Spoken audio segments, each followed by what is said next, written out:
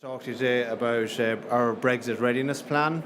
For those of you who don't know who Silver Hill Foods are, I'm going to play you a wee video for a backdrop for what I'm going to talk later on.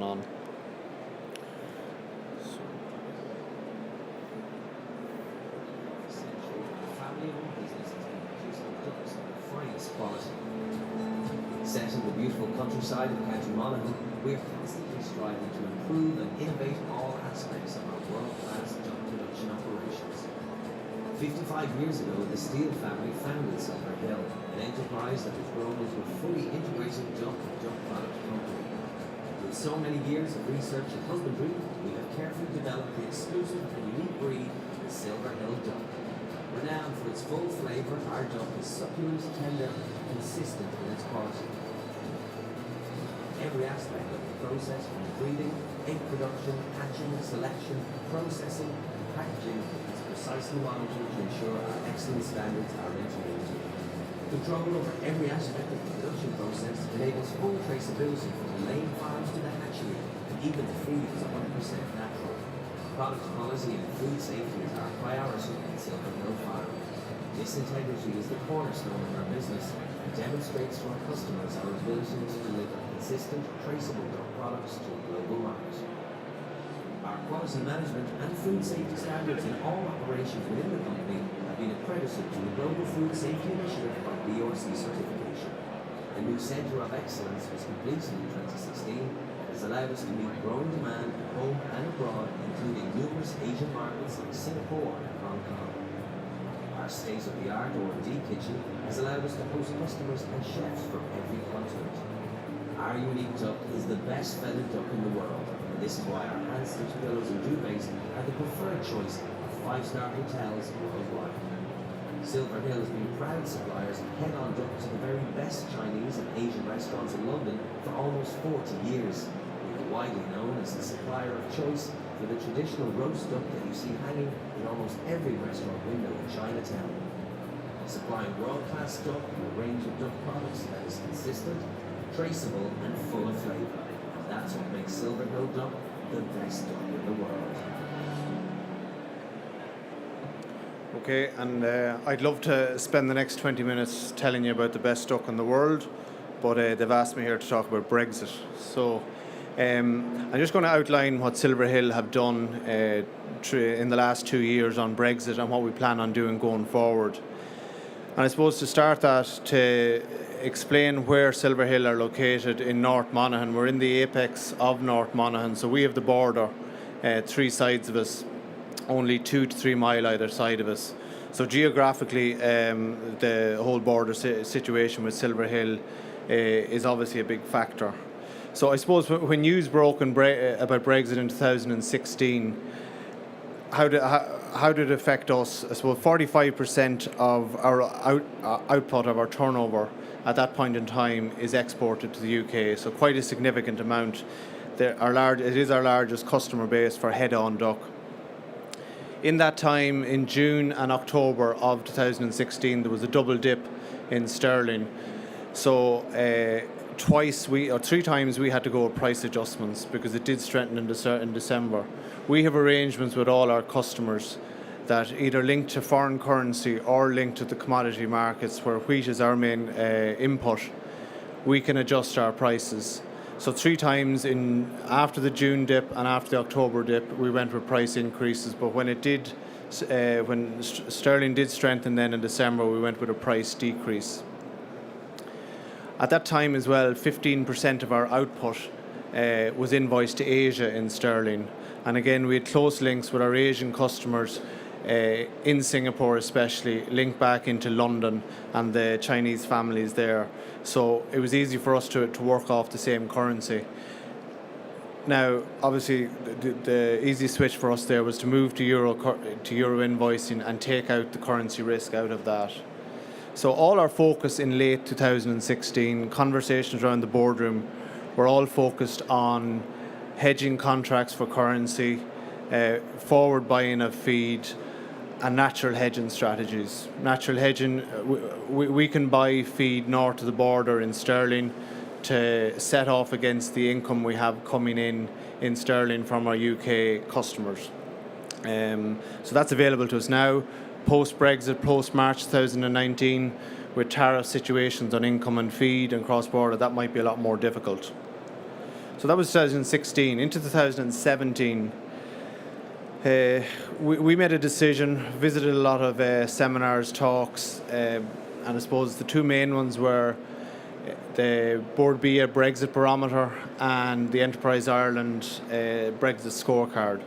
Now, we used them and we made a decision at senior management level that we would get ready for Brexit and we would create a Brexit readiness plan. So we set about doing that, and we appointed one of our senior managers who was over planning to spearhead this because he had access to all the various different departments. It was the responsibility of all managers within, like production managers, technical managers, sales managers. Everyone had to be involved in the Brexit project. Obviously, myself as CEO as well. And the idea was to look at all the different facets of our business that would be affected by Brexit. It was identifying the areas where we were exposed. We weren't going to have the answers on what's going to happen. There's nobody knows it. We still don't know 2 years later, right? But we do know all the areas, or at least 95% of them, where we are exposed to potential change. And that allows us to get ready and sort of make preparations for that significant change. When we completed our Brexit readiness plan, our Brexit readiness report, we debated it heavily at senior management level. We added in things, took out things, and obviously that went to our board as well for approval. So what that now gives us is a framework for an action plan, and then we just watch and see how Brexit crystallises in the coming months. So to give you a bit of insight into some of the detail that this report has touched upon, it's only really like a 12-page document. Obviously, too cumbersome and maybe some sort of sensitivities within it to bring as a handout. But the main one that we looked at, and the first thing that you're obviously going to look at, is your own customers. Look at, we had to, because we have 45% of the market in the UK, of our turnover in the UK, we've done a deep dive market analysis over there, and we looked at our competition as well in all areas. So out of that, obviously, before Brexit came about, we broke into Singapore in the Far East, and what we're doing there is selling frozen containers of head-on duck out there. Obviously, we put a larger focus, more resources behind pushing that market when the Brexit decision was announced, because the Brexit is not going to have an impact in that market. So in that time, we've over 70 containers of head-on duck have gone to Singapore in the last 3 years, and we've also broken into Hong Kong. We have orders on foot of that. We have orders in Malaysia and Indonesia. We're still waiting on market access to be granted. What that involves, and this is for anyone there looking to get into market access into these countries, the difficulty is, in our case here, it's the Department of Agriculture here liaising with the relevant competent authority on the other side to get an agreement whereby we can export poultry to Malaysia and Indonesia. And it has been received on the other side, and there's to and fro, but we're 2.5 years into that process and we still haven't got a green light on either. Now, we are expecting with the trade mission coming at the back end of the year, in the late October, that we'll hopefully have some good news on that. But do not underestimate the amount of work that is involved in that and the time delays. In 2017, we exported to South Africa, probably not a market that we would have focused on prior to this, but certainly with the onset of Brexit is somewhere we're happy to do business with going forward. And another critical thing that we looked at is our competition. And to us, there's processors of duck in the UK and in mainland Europe, mainly in Holland and Germany. Now, we don't consider the Dutch or the German processors. They're not going to come at the UK market and compete against us there, because they're going to have the same difficulties as us getting into that market. Equally to our UK processors, they are not our competition there. They are not going to compete with us on the European market, because when they are outside the EU with whatever tariffs or whatever trade agreements are agreed. So to one degree, it allows us to narrow our focus on where our competition is now be set for particular markets. Looked at transport and logistics and our whole supply chain. I suppose that started really, we met all of our transport partners. We encouraged them to have AEO status. Most of them, the larger ones, have done that at this stage. That is going to make customs and all the paperwork bureaucracy a lot more easy, but it's not an area we're experts in, so it's kind of making sure that our partners are up to speed on that. We've looked at our live birds crossing the border at various points, our finished goods, how that's going to impact the supply chain with them, and then inbound raw materials, packaging, and all of that, especially ones coming from the UK. Obviously, where we are on the border, we're very close proximity to the border. There is going to be inevitably border delays if there is a hard Brexit. So again, pinpointing where that will add potential delays to our whole supply chain. And really the report just identifies all these particular areas. To put that in context, our birds, because we have breeding farms north of the border, we have our hatcheries south of the border, we have growing farms north and south of the border, we have our processing plants south of the border, and our customers may be north of the border. Potentially a duck may cross the border 6 times from lay of egg to customer delivery. So that's a significant amount of potential delays, potential bureaucracy.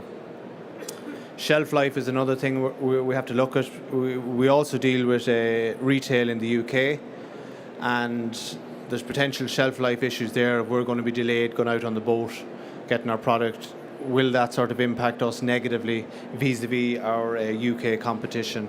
What can we do in advance of that to get an extra day's shelf life to compensate for that inevitable delay? And then looking at UK-based suppliers, is there an alternative here in Ireland or in the European Union that we're not potentially exposed to tariffs, whatnot? In a lot of cases, we've built these partnerships over the 50 odd years we've been in existence, but we have to look at the commercial realities of this. And in many cases, we have been able to identify alternative supplies, in some cases not. So we've got to work with those partners more, because it is obviously a risk and going to be an increased cost on importing any raw materials from Great Britain or Northern Ireland going forward. Okay, other areas we've looked at in the report: currency, I've alluded to that already. Hedging strategies, what are we going to do going forward? We've kind of put particular milestones. When sterling hits 90, which it did in the last couple of weeks, when it hits 95, what we do, when it hits parity. How all of that impacts on our cash flow and what strategies we need to be looking at in our finance department as currency changes and as we have to sort of shift our natural hedging strategies also. Taxation is another one we've looked at. Obviously, we have a double taxation treaty with the UK at the moment.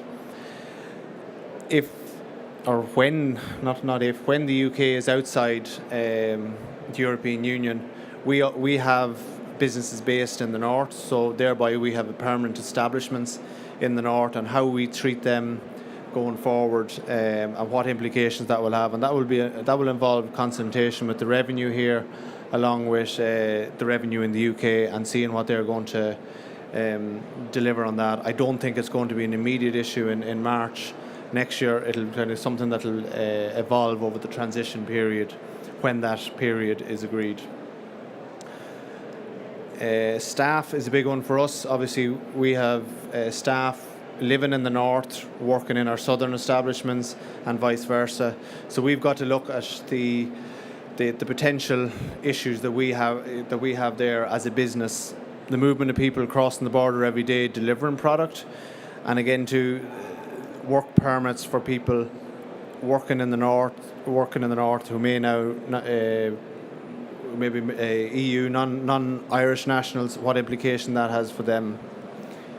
And then our future hiring policy, as we when we have job vacancies in Ochnacloy, which is 3 miles away, or in Bragan, which is another 3 miles away, but one is north, one is south, are we going to have to insist upon hiring UK staff for our northern establishments and Republic of Ireland staff for our southern ones? So it's just to be aware of all of these, as all of these issues are trashed out in the Brexit negotiations. Customs and tariffs, obviously a main sort of headline topic on all of this. I've spoken about the trade agreements. The main one here, like we look at, are we going to be in WTO tariffs or are we going to be in the customs union? For us, 45% of our import going to the UK, potentially we're exposed to a 32% WTO tariff if it goes down there. So for us to ring up on 30th of March next year and say to our customers, yeah, we need to increase the price by 32% to maintain our margin, we would be foolish, even though we are dealing with a premium product and a product that we have, our market that we have been quite the main player in for 30 odd years. We'd be foolish to think that we'll maintain that same market share with such a significant price increase. So that's certainly a worst case scenario for us, that we have to do that. But we are talking to our customers on that, and we're not sort of hiding behind the fact, well, maybe it won't happen. Regulations and standards, as you know, the food industry is heavily regulated. What's going to happen post-Brexit? So we're looking at all the areas within our business that are affected by EU directives. And again, to the movement of our birds north and south of the border, whilst there's regulations and directives in place at the moment, what will they be replaced with, if any, and how will that affect our business? Import-export testing, right? At the moment, if our birds are grown in the north or grown in the south, they're all treated as a southern-based or southern product because the factory is a Republic of Ireland EU code.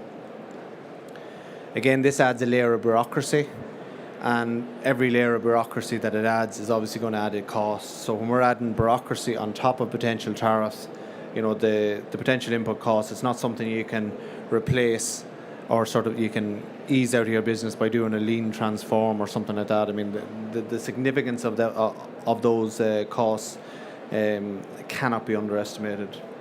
Again, border delays on regulations. What paperwork are we going to need to cross the border with our movement of birds? At the moment, we need very little, right? But that's obviously going to change, so we need to identify those areas.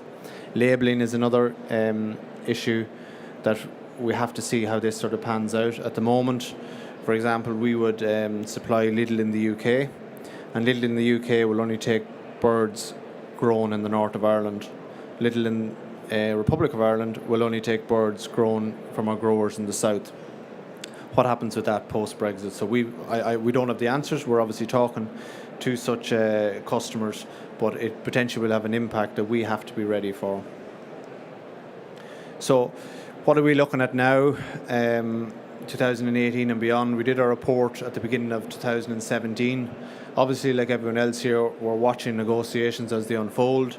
Are we listening to the news every evening? Probably not. We're probably a little bit sort of bored by it all at this stage, but we are looking at all the sort of the headline pieces and making sure that, you know, as they affect the food industry, as they affect our business, that we're being aware of those. A critical thing we're doing as well is upskilling all our staff where we think they need to be, and this is linked into our Brexit readiness report, whereby if there is issues on regulation or if there is issues on tariff, the people who are going to be affected by them, we need them upskilled on it. We can't be blindsided and taken whereby on whatever certain date this comes into play that they're completely clueless on it. So look, it's no burden to carry, and there is plenty of the bodies like Board BIA, Enterprise Ireland, Irish exporters. They're all sort of providing the courses of various degrees, so we're availing of them as much as possible. We're talking to our customers. Every conversation we have or every review, be it quarterly, 6 monthly, whatever, we're talking about Brexit. We're not having answers, but we are kind of talking about them as we see it unfolding, so that, again, it's not a piece that's going to surprise everyone that, oh, I didn't know Brexit affected you. So we're being quite open in those conversations. Equally, we're talking to our suppliers and partners, and that those conversations have to continue. And sometimes that's a checklist whereby we're looking and saying, well, look, 6 months ago we chatted to you and you said you were going to either set up an establishment south of the border or north of the border because that's going to help us going forward. Have you done that, or have you gone any further with that? So again, it's to make sure that they're Brexit ready, because that will affect our supply chain if they're not ready. We're updating our readiness report on a quarterly basis, whereby we just take it out and look at it at senior management level and see, right, is all of that still relevant? So far, being honest, 2017 when we created it, right through to now, it hasn't changed at all. No real developments have, made it necessary to take anything out of the report or add anything into it. But as we get closer to Brexit crystallising, I imagine there is some things that we're going to take out and gladly say, well, look, that's not an issue anymore. And look, it was no major issue having to sort of upskill on it or be aware of it. But equally too, we're going to have to add in some things that we may not have thought of at this stage and may sort of be something for us to consider as a business.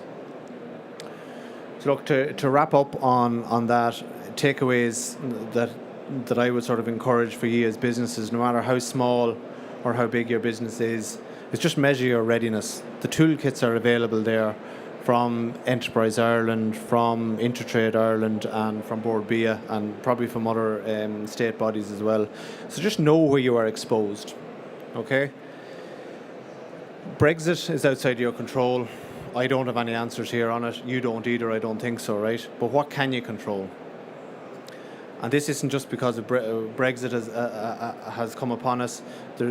We've always looked at sort of business management manuals and whatnot and textbooks, and they'll tell you, like, market diversification.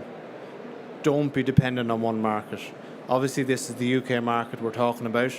Now, at the same time, too, we cannot replace 45% of our turnover overnight into Asia and take it out of the UK. We actually still expect the UK to be our biggest customer in 3 years' time, in 10 years' time, right? Because that was built up over 30 years. But we are more sort of concentrating now on getting our markets diversified further by going to the likes of Asia and South Africa. Silver Hill, we have a unique duck. It's known as the best duck in the world. It's known as the Wagyu of duck. It's known as the mother of all ducks. So we're quite fortunate in that we have a very unique product that's very difficult for a competition to replicate. If you're going to be competing in a market in the UK and you're going to be going to the UK in 5 years' time, you've got to have a different product. You've got to change your product, differentiate it, have a unique selling point now, something at that point in time, because you're going to be competing with someone that has a potentially lower cost base because they don't have to cross the border. So there's nothing new on those two things, right? They're in every business textbook that you would have read 20, 30 years ago. But that's what will help you be Brexit-proof. I don't think you can be fully Brexit-proof, but it certainly will help. And as Brexit goes on and how long this takes, this could be a year, 2 years. You need to start that now. Ideally, you need to start it 5 years ago, 2 years ago, but it's never too late. And I say it again, just measure your readiness. Just know where you are, areas where you are exposed. I know a lot of businesses have taken a view of, we'll see what happens. If it happens, it happens, so be it. So what can I do about it?